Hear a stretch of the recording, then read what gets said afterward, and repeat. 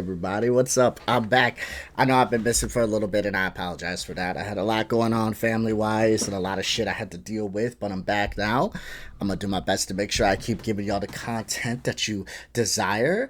I'm gonna also make sure that I'm live and doing more lives and shit like that, so keep an eye out for that. But in case you don't know who I am, I'm Trey Fab. I'm a React content creator slash streamer. I like to react to different things, whether that be basketball, drama. I also stream myself playing video games, and I also randomly rant about WWE. Definitely do that on stream. I got a rant about R-Truth I gotta talk about later. But I digress. Today, we're going to be reacting back on the grind, to the Kevin Durant trade just took a crazy turn. Now, before I do that, real quick, 2 minutes. 2 minutes on the clock. That is not the sound I wanted to do. We're going to go ahead and pull up a stopwatch. We're going to go ahead and see how good is my yapping. Fucking Bing. Disgusting. How good is my yapping? We're going to see. Let's go ahead and put this. How do I make this super big? But this, there we go. And then boom. We're going to go ahead and put a 2 minute stop clock. Start. What? Stopwatch. Oh. I don't need a stopwatch. I need an alarm. There we go. Here we go. Stopwatch. Timer. That's what I need. Set timer. We're going to do 2 minutes, okay? So we got 2 minute shot clock. We're going to put this shit up on there. And I'm going to go ahead and talk about what I saw last night, what I think about the series so far, and what I think is going to happen moving forward. We're going to see if I can get all my yapping out the way in 2 minutes so we can get back to watching and reacting to the video. So you ready? I'm ready. Let's get it. Stopwatch, and we're going. So basically what I saw between the OKC Thunder and the Indiana Pacers is the Thunder did what they do all year. They showed that they can keep up with anybody's pace. They made sure that they played at their own pace, because one thing Indiana loves to do is play at an extremely fast pace. The Thunder was very good when it came to defensive stops and holding Indiana down on the three-pointers, okay? Indiana was not shooting well from the three-point line, and they made sure that a lot of those were contested threes. It wasn't just wide-open misses or anything of the sort. I will say that Pascal Siakam needs to step into this series. I said from the beginning, he will be a large benefactor if they end up winning this series whatsoever, or at least have a chance to. Tyrese Halliburton had a subpar game, to say the least. This is a team that I feel he needs to step up and play the way he's been playing. That miraculous game one win and the last second shot that he had, that's great. We need more of that. He needs to command the ball and not try to pass his way through this team. He's not going to be able to just pass away victories here. He's going to have to demand the ball more. SGA has been playing amazing. Chet Holmgren had a good comeback game for game two. I expected OKC to come out in game two and take the reins and go ahead and put the stamp on this series. Now, game three is going to be extremely important as far as who's going to come out and take the victory. I think that Nembhard's going to have to step up a lot. I love his defensive energy. Miles Turner is stepping up. I like the way he's been playing. Nesmith is great, especially defensively. But if the Indiana Pacers are going to have any type of shot, they're going to have to contain SGA. They're going to have to force Holmgren to play above the level he's been playing, and they're going to have to hope that Dort keeps playing the way he's been playing. Dort has not shown me much in this series so far. I do respect his game. I do think he'll step up more. As far as who I have winning game three, I think it will be the Oklahoma City Thunder. I think as far as the Indiana Pacers, I'm not sure if they're going to be able to contain the OKC Thunder, so I have OKC taking game three, and we'll see what happens.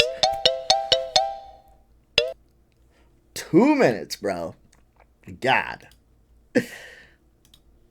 So, I was able to get all that out the way. 2 minutes, but yes. I have OKC taking game three. I just like the way they've been playing. Indiana has just been hot and cold. And I think if they're going to win this series, Tyrese has to step up. But Siakam has been missing too. So, it's been interesting. But we'll see what happens, y'all. But I digress. Nonetheless. Let's get back to the video. Today we're going to be reacting to the Kevin Durant trade just took a crazy turn by AM Hoops. Let's get this shit cracking, rolling, and blacking.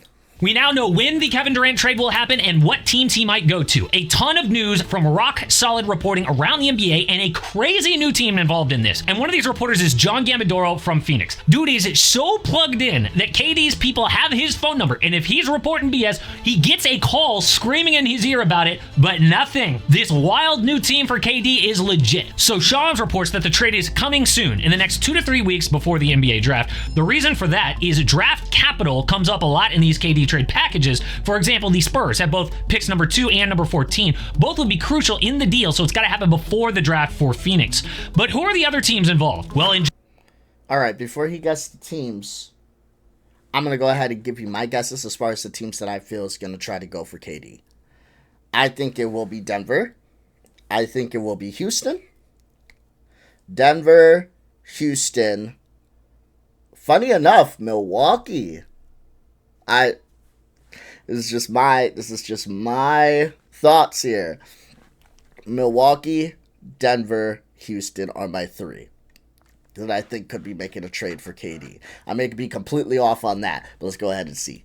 Just a few weeks, Durant will be a brand new member of the Rockets, Spurs, Timberwolves, Knicks, Heat, or Clippers. Really? I was completely off. So Denver's not even in the market for him? So we got the Timberwolves. We talked about the Timberwolves. I think it was the last video I posted before I went ghost on you guys. Again, I'm sorry. I love you guys. I promise. I'm back, boy. Your boy's back. Daddy watching on from the sideline. That's right. Daddy is back. But as far as this list goes, I'm going to be honest with you. I'm a little surprised. The Knicks? I talked about the Timberwolves and the Knicks and why I don't... I talked about the Knicks with my homeboy. I didn't talk about it with you guys. Me and him talked about the Knicks. I talked about the Timberwolves with you guys in my last video.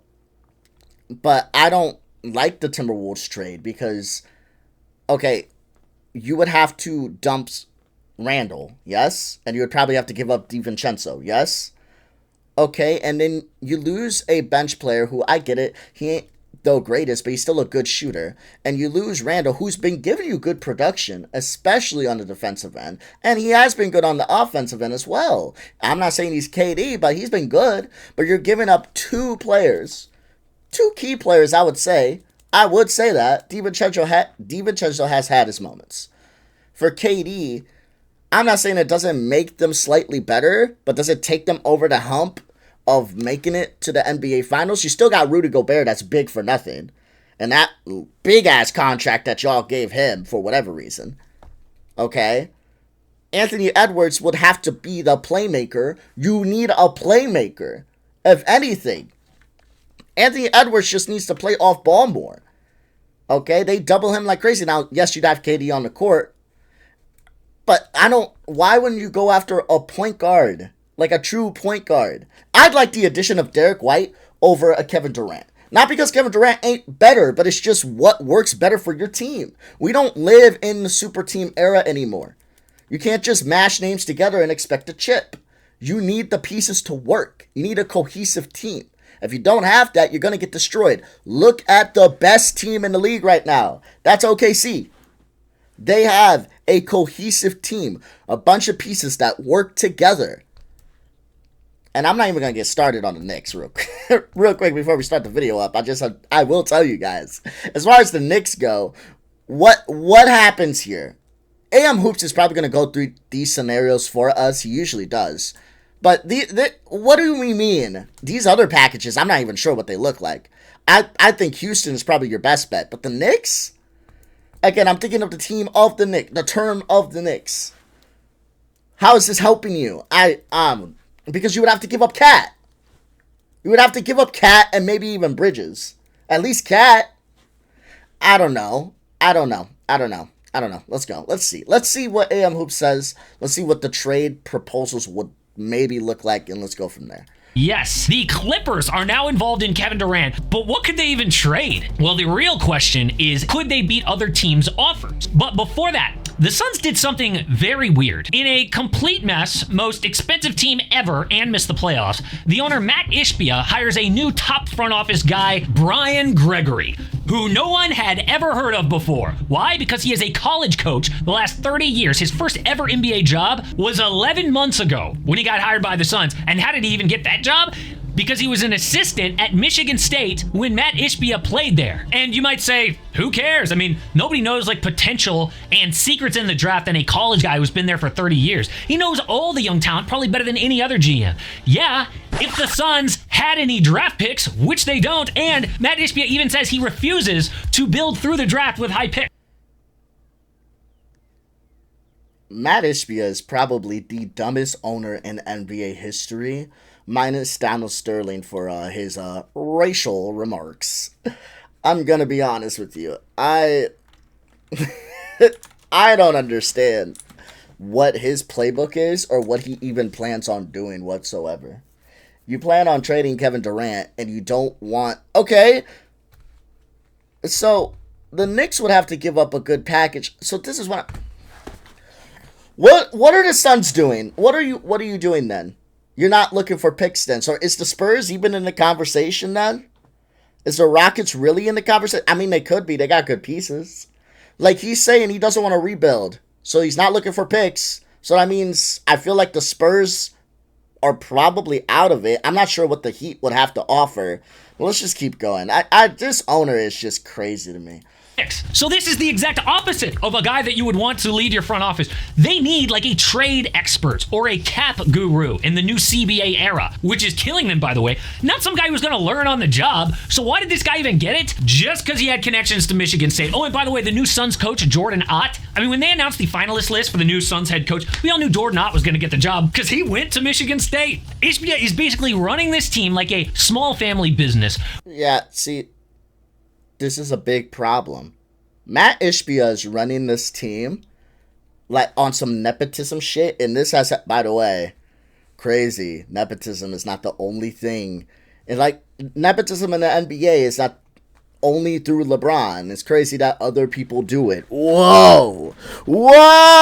You're telling me that people in the NBA do things that is not just LeBron James? That's crazy. Yes.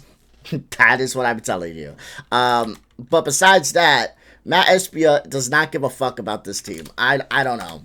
It's like he has this delusion that he's going to build a great team with the pieces that he has. He has no cap space. He's stuck with Beal. Can't get rid of him. Kevin Durant, he's not getting quality pieces back that he... let me rephrase that, because I don't want to talk down on the players he probably will get back, because he might get some good pieces, but he's not getting pieces that are going to help get him to the hump of finals. You get what I'm saying? Especially if he's saying, I don't want to rebuild through the draft. He's not looking to rebuild. And now he just hired all his homies. Ishbia is the definition of delusion. I don't know what the hell his plan is. That's why it's kind of crazy to even think. Like, you would think that Kevin Durant goes to Spurs. I mean, they're the best suitor. They probably got the best picks. You know, the best trade value. But fuck, he doesn't want to go through the draft. And then as far as like pieces that they would be looking for, I bet you they say, oh, give us Castle. And if I was San Antonio, a competent fucking franchise, I would definitely say, suck my dick, Ishbia. No. If Ishbia asked me for Castle, I would look him dead in his face and say, listen, you're lucky I don't spit on you right now for even trying to get that out of me. That's crazy. I'm sorry. I don't know what his plan is, but he's kind of stuck. You're going to have to rebuild, my guy. You're not getting what you want. I promise you. But that's not even the worst part. Ishbia sends out this email to the employees. Let me start with the most important point. The Phoenix Suns will do things very differently than most other NBA franchises. Okay, first of all, that is so obnoxious. It's like, okay, we get it. You're not like everybody else. You're special. Every single billionaire talks like this. They're all unique. I will be extremely active in the decisions and management of this organization. I will be deeply involved.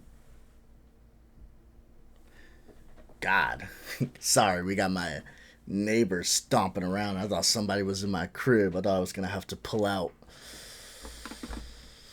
the electronic duster, because I ain't got nothing over here to protect me. But best believe somebody comes up in my crib, they get sprayed. But nah, in all seriousness though, Matt Ishbia, yeah, I don't even think you needed to send this email, dog. We knew that you were going to be fully involved in all the trades and everything that was going to be done. Like, yeah, no one is shocked by this. I don't think anyone with 2 brain cells thought that Matt Ishbia was not going to be involved in everything that's going on with the organization. In ensuring that basketball operations is performing at the highest level. I'm aware that this approach is different from most other NBA franchises. I'm not the conventional NBA owner. And I've tried running the typical NBA owner playbook, hiring experts, getting out of the way, and none of us were happy with the outcome. What? There is so much wrong with that. First of all, after buying the team, first thing he did was force through the Kevin Durant trade. It was his idea to add Cam Johnson and more picks. Every employee who read this was probably like, what? Now he's going to be more involved? It's like he's not only lying to people's faces, but at the same time, he's trying to blame the current failure on somebody else, which is obviously BS. Also, can you stop with the constant I'm different than everyone else thing, please? Like Clay Bennett in OKC or the Holt family in San Antonio, you know what they do? They hire great people like Sam Presti or Greg Popovich and let them do their thing. No, Ishbia wants to be like the others, like Vivek Ranadive, James Dolan, Jerry Jones in football, owners who constantly meddle in basketball decisions and then blame other people by firing them every other year. Devin Booker has now had 8 different head coaches in 11 upcoming seasons as an NBA. Sheesh. See, I'm a Bulls fan. I thought we had some issues, but damn. Is this a Suns hit piece? Or are we going to get to, the trade packages? Listen, I'm all for it, okay? I'm all for it. Anytime to tear down Matt Ishbia, I'm all for it. But damn, bro. Are we going to get to the trade packages? This is just ruthless, my guy. Damn, he's already dead. Stop it. NBA player. And you notice how many are Ishbia already? The old owner was dysfunctional for being cheap, but the new guy ain't cheap, still dysfunctional. So by the way, how is there 0 Booker trade buzz? Oh, for one number, 75. That is how many millions of dollars Book is about to make per year on his next extension. Oh,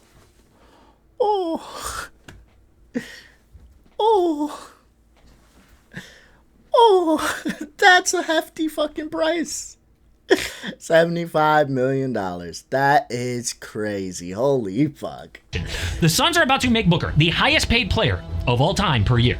Maybe he asks out after signing, but dude's about to make almost $1 million per NBA game. But we know that KD is about to go, so who is going to get him? Well, we already talked about the Timberwolves, who will not include Jaden McDaniels. But the new team, the Clippers, obviously are all in, right? They could sign KD to a 2-year extension, which lines up his money on their books. So in 2028, they would have more cap space than anyone. But I believe off the table are Kawhi and Ivica Zubac, and the Suns don't even want James Harden. Now, Zoo took such a huge leap last year, I think he's now untouchable. The deal is, Clips get KD for Norm Powell, Derrick Jones Jr., Bogdan Bogdanovic, and the number 30 pick.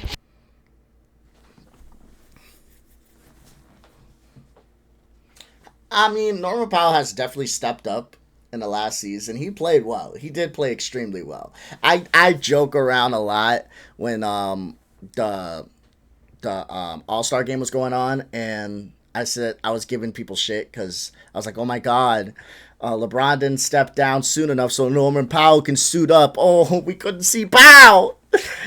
I tease, but that wasn't talking shit on his game, though. That was just talking shit to people being babies. Norman Powell did step up, and he played extremely well last year. I don't know. I feel like this wouldn't be terrible.